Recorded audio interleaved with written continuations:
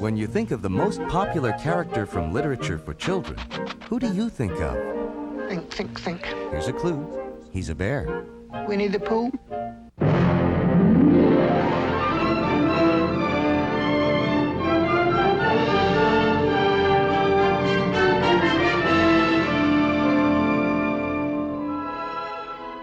The stories about Winnie the Pooh and his friends in the 100-Acre Wood have become beloved classics, translated into dozens of languages and adored by children around the world. For them, he's the lovable, huggable friend who shares their innocence and endless curiosity. For adults, Pooh represents the most admirable traits of childhood, a perception of a world filled with simplicity and beauty, and the loyalty of a steadfast friendship. Silly old bear. When Walt Disney began plans for an animated version of Winnie the Pooh in 1961, he realized that children in Britain and Europe were more familiar with these stories than children in America. If that was the case then, it is far from true today. Winnie the Pooh toys, games, and the cuddly stuffed animals are many a child's best friend. This is only appropriate, since that is how Winnie the Pooh came to be. This stuffed bear was a gift to A.A. Milne's son, Christopher Robin, on his first birthday. Edwin Bear was renamed Winnie the Pooh based on a Canadian black bear at the London Zoo named Winnipeg and a swan named Pooh. Mr. Milne was a successful author and playwright, and the friendship between Christopher Robin and Pooh was the inspiration for a set of verses for children. These stories also featured other characters from Christopher Robin's nursery, including the timid piglet, the ever-gloomy donkey named Eeyore, and the constantly bouncing tiger called Tigger. A frequent visitor to the Milne family's Sussex estate was English artist Ernest H. Shepard. His affectionate sketches of Christopher Robin with his menagerie of stuffed toys were the perfect complement for the Pooh stories. In 1924, A.A. Milne's first verses were combined as a book, titled When We Were Very Young. It was an immediate success in Britain, and would be the first of 4 Winnie the Pooh books that would be published over the next 4 years. The adventures in these books started out as bedtime stories told to Christopher Robin, but soon they were being read to boys and girls everywhere. A continent away, Walt Disney was one of those parents who fondly recall sharing these stories with their children. Back when Walt Disney's daughters were small, Mrs. Disney used to read stories to the daughters in the evening. She'd read them the Mary Poppins stories, she'd read them the Winnie the Pooh stories. And Walt Disney used to hear the laughter coming out of his children's bedroom, and he knew they were really enjoying these stories, and so he remembered that. Walt called us one day and he says, I have an idea about Winnie the Pooh. We ought to do that. Do you guys know Winnie the Pooh? And I says, well, I remember hearing about this book, this story when I was stationed in England during the war.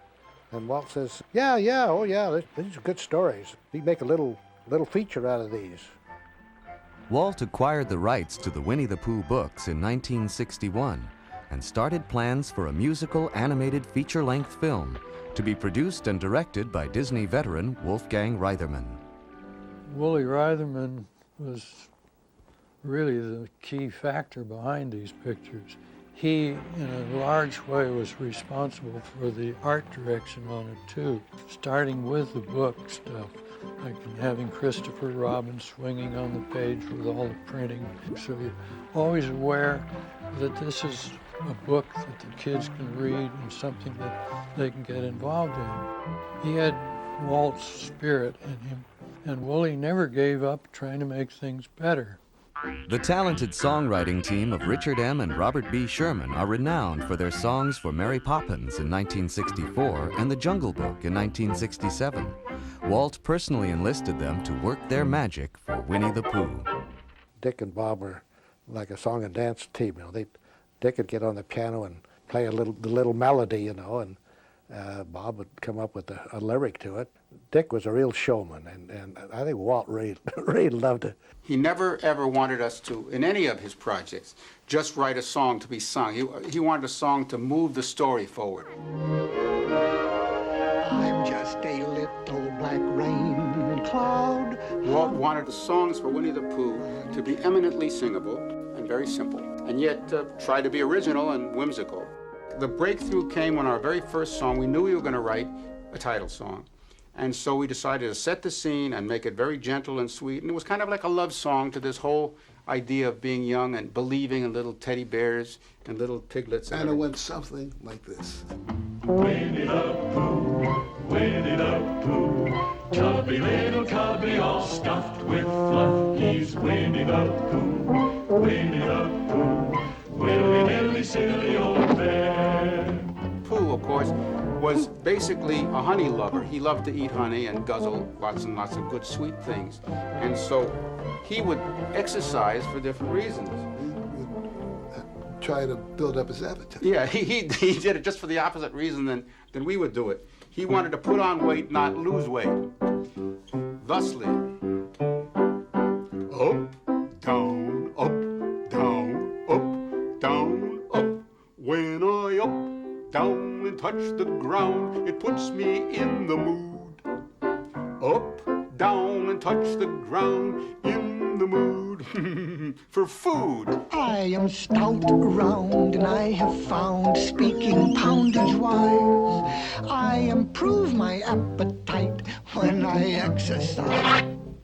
For many thousands of people, the characters from the Winnie the Pooh stories were defined by Ernest Shepard's charming book illustrations. Walt realized the value of staying consistent with his audience's childhood memories of these tales and insisted that his artists adhere as much as possible to the original designs of the characters. Actually, there was a little bit of a conflict of whether we should use Shepard's illustrations or come up with our own. Walt decided, no, we'd come up with our own design of Winnie the Pooh, not getting away completely from Shepard's illustrations, which are beautiful things, but we had to make them Disney. Well, we all loved the Shepard drawings when we started on the picture, and still do. But you can't take something like that is drawn only in certain views. We have to be able to draw the character in every position, every view. So we had to design our own characters. We decided to keep the eyes flexible so that the character could close and open the eyes, they could raise their eyelids, they could move their mouth around and their cheeks a little bit so you get the feeling of an expression, but they couldn't look like this, or around or up that way, like Mickey could. We had to do it by turning the head, and actually it was better because it made them look more doll-like. Walt was concerned that they would have more charm than substance. And he wanted to be sure that we captured the story, that we captured a strength in the characters so that they would exist on their own. They didn't rely on you having read the story. Once the designs of the characters were approved, model sheets were created so each animator had a reference for how the characters were to be drawn. And he's got a fairly big body here, and this is his little red outfit here, little red dress, and the material itself is very delicate, very fragile in a sense. You don't want to make big guffaw laughs with the material. It had to be done very gently and whimsically. Who are you? I'm Pooh. Oh, Pooh. Sure. What's a Pooh? You're sitting on one. Winnie the Pooh is very straight. He's like a little child. He's just totally honest and says it just the way it happens, the way children do. They don't have any hidden meanings. Is anybody at home? No. Bother. Isn't there anybody here at all? Nobody. Somebody there. Because somebody must have said nobody. Happy Wednesday, Piglet. Piglet's so sympathetic. He's so little, and he's always trying to be such a nice guy and trying to get along, trying not to show that he's scared when he's up in the air like a kite, you know. But he does get panicky, but it's always still a kind of a restrained thing. Oh no! Stop! Hello, Rabbit? Rabbit, he was always frustrated. You know, he was just a worrywart about everything. Honey? Oh, no! I'm Tigger. T-I-double-G-R. That spells Tigger. Tigger, of course, was always kind of fun because he was no cares in the world. He just went out there and he just did whatever he wanted to. And of course, he always got into trouble, and that was fun. Some bouncing, huh? Say, how did this tree get so high? Hello, Mrs. Kanga, ma'am. Some of the traits I tried to bring to Kanga and Roo, which was the mother-son relationship, and trying to think of Roo as a 5-year-old boy. Is your sweater warm enough? Yes, Mother. We wanted to have, and Walt wanted to have, one kind of an American character that would also bring in the youngsters in America. And Gopher is a very American animal. Somebody call for an excavation expert? I'm not in the book, but I'm at your service. Gopher. The name is McCard. There was an effort to put some comedy in, and that was the Gopher. First thing to be done is get rid of that bear. He's gumming up the whole project. It was very much like the Badger and Lady and the Tramp. In fact, it was a real takeoff of it.